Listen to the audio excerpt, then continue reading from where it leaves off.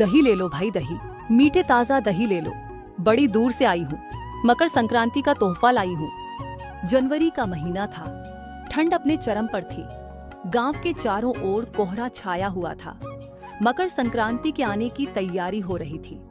बाजार में तिल, गुड़, पतंग और पकवानों की रौनक थी। लेकिन गांव के बाहर एक झोपड़ी में एक महिला सुनीता अपने 8 साल के बेटे राजू के साथ बैठी थी। उनकी झोपड़ी से पतंग की आवाज सुनाई दे रही थी, लेकिन उनकी जिंदगी में खुशी की कोई पतंग नहीं थी। सुनीता का पति रमेश 1 साल पहले खेत के काम करते हुए एक हादसे में चल बसा था। उसके बाद से सुनीता और राजू की जिंदगी बदल गई। सुनीता अपना घर चलाने के लिए सेठ मोहन के यहाँ से दूध लेती और उसे दही जमाकर गांव-गांव जाकर बेचा करती थी। सुनीता का दही मीठा और ताजा होने के कारण गांव वालों को बहुत पसंद आता था। राजू, बेटा बाहर बहुत ठंड है, तुम घर में ही रहना और मैं खाना बनाकर रखती हूँ। समय पर खाना निकाल कर खा लेना। मैं जा रही हूँ दही बेचने। ठीक है माँ, आप चिंता मत करो, मैं घर पर ही रहूँगा, पर तुम जल्दी आना।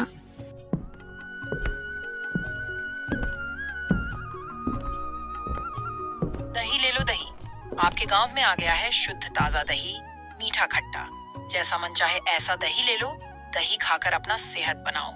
मेरे यहाँ का दही एक बार खाओगे तो बार बार मांगोगे। ऐसा बोलते ही गांव वालों की भीड़ सुनीता के पास लग जाती है। इस गांव में एक सरला काकी रहा करती थी, जो सुनीता के दही खाए बिना उनके गले से एक निवाला नहीं जाता था।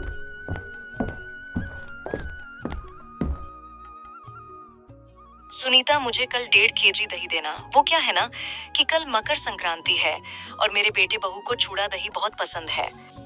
ठीक है सरका काकी, मैं कल आपको 1.5 केजी दही दे दूंगी। सुनीता, मुझे भी कल 1 केजी दही दे देना।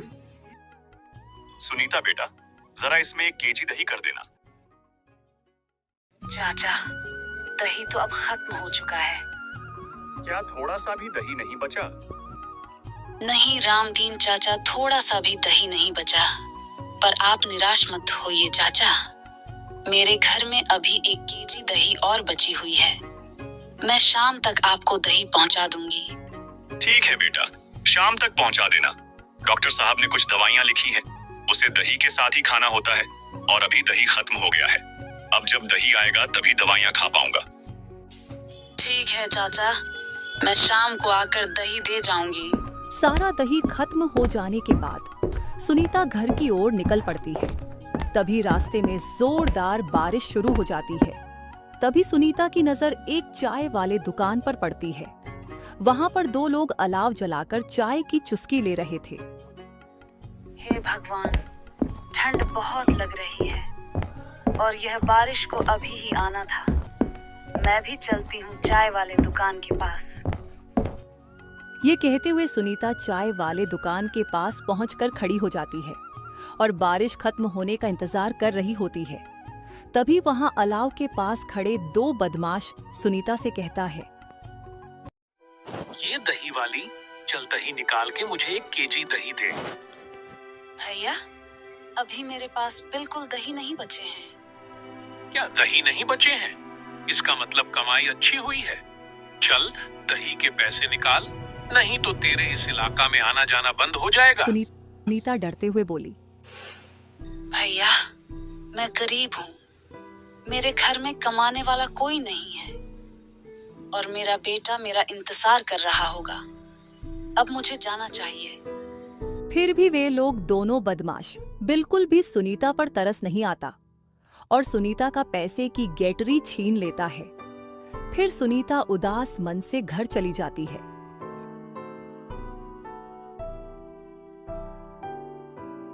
माँ, आज आपने आने में बहुत देर लगा दी। हाँ बेटा, आते वक्त बहुत जोर की बारिश होने लगी थी, इसीलिए मैं एक चाय वाले दुकान के पास ठहरी हुई थी। चलो ठीक है माँ, आप पैर हाथ धो लो, फिर हम दोनों मिलकर साथ में खाना खाएंगे। राजू, बेटा आज शाम को मुझे रामदीन काका को दही देने जाना है। वह क्या है कि सुबह दही बिल्कुल नहीं बची थी। ठीक है माँ, अगर आप रामदीन काका को दही देने जा रही हो तो उनके बागान से अमरूद मांग कर लेते आना। मुझे आज अमरूद खाने का बड़ा मन कर रहा है। ठीक है बेटा, मैं आते वक्त लेते आऊंगी। रामदीन काका, ओ रामदीन काका। चाचा जी, मैं आपके लिए दही लेते आई हूँ। बर्तन लेते लिए। धन्यवाद बेटा। बारिश इतनी तेज हो रही थी कि मुझे लगा तुम दही लेकर नहीं आओगी। कैसी बात करते हो रामदीन चाचा, मुझे दही लेकर आना ही था। आपको दही के साथ दवा जो खानी होती है, चाहे बारिश हो या आंधी, मैं आपको दही देने जरूर आती। ठीक है बेटा, तेरा भला हो। रामदीन चाचा, 2 अमरूद मिल जाएंगे क्या? राजू को बड़ा मन कर रहा था अमरूद खाने का। उसको आपकी बाग की अमरूद बहुत पसंद है। हाँ बेटा, क्यों नहीं। तुम यहाँ रुको, मैं अभी अमरूद लेकर आता हूँ। ये लो बेटा अमरूद, ये बहुत ही मीठी है। खाते वक्त थोड़ा काला नमक मिला लेना, सर्दी नहीं होगी। चाचा, फिर मैं चलती हूँ। बेटा, मैं सेठ के यहाँ से दूध लेकर आती हूँ। कल मेरी दही की ज्यादा मांग है। माँ, तुम इतना सारा काम कैसे करती हो? घर का भी काम और बाहर का भी काम सब तुम करती हो। क्या आप थकती नहीं हो माँ? अगर मैं थक जाऊंगी तो घर कैसे चलेगा बेटा? ऐसा कहकर सुनीता सेठ के यहाँ से दूध लाने चली जाती है।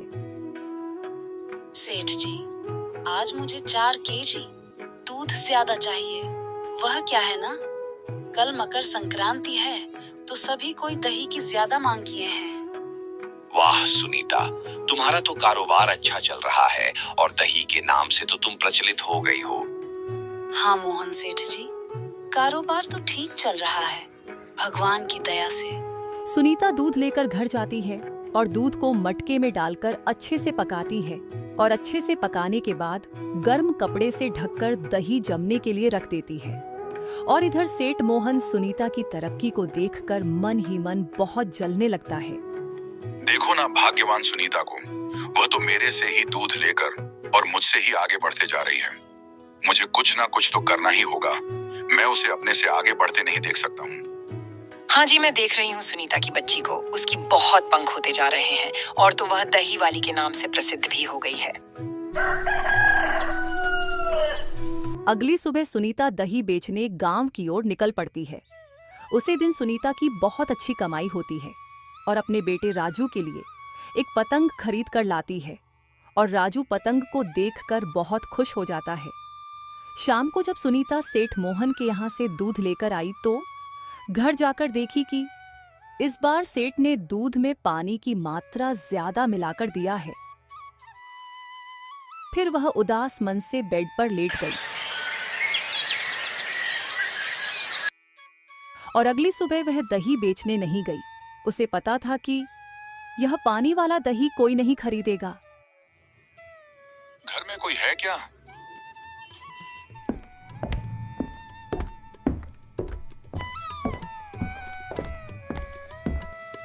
हाँ बाबा, बोलिए क्या बात है? बेटा, मैं बहुत दूर से आया हूँ दही की तलाश में। मुझे पता चला है कि तुम दही बेचने का कारोबार करती हो। आज मकर संक्रांति है तो दही खाना था। मैंने कई दुकानों में पूछा पर सब जगह दही खत्म हो चुका है। मैं बड़ी आशा और उम्मीद से तुम्हारे पास आया हूँ। क्या मुझे थोड़ी सी दही मिलेगी? बाबा, मेरे पास दही तो है पर अच्छी दही नहीं है। बिल्कुल पानी वाली दही है। इसीलिए मैं आज दही बेचने गांव में नहीं गई हूँ। कोई बात नहीं बेटा, तुम्हारे पास जैसी भी दही है वह मुझे दे दो। सुनीता ने सारे दही उठाकर उसे बाबा को दे देती है। फिर बाबा ने सुनीता को पैसे देने लगते हैं। तब सुनीता बोलती है, बाबा, मैं इस दही के पैसे नहीं लूंगी। यह दही ऐसे भी मेरे बेकार थे। आप इसी तरह यह दही ले जाओ और मकर संक्रांति का त्योहार मनाओ। ठीक है बेटा, अगर तुम पैसा नहीं लेना चाहती हो तो मत लो, मगर मैं तुम्हें इस मकर संक्रांति पर मैं तुम्हारे कर्म को आजमाना चाहता हूँ। यह लो घड़े, मेरे पास 3 घड़े हैं, इसमें से तुम कोई एक घड़ा ले लो।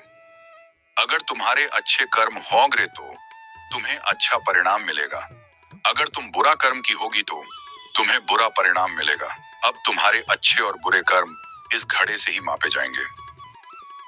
बाबा, मैं कुछ समझ ही नहीं। हाँ बेटा, यह कर्मों का घड़ा है। जो अच्छा कर्म करता है उसे अच्छा फल मिलता है, और जो बुरा कर्म करता है उसका अंजाम भी बुरा होता है। यह कोई ऐसा वैसा घड़ा नहीं है, यह कर्मों का घड़ा है। यह सब बातें मोहन सेठ एक पेड़ के पीछे छुपकर सुन रहा था। वह दौड़ा दौड़ा बाबा के पास आया और बाबा से बोला, बाबा, मैं आपकी सारी बातें सुन लिया हूँ।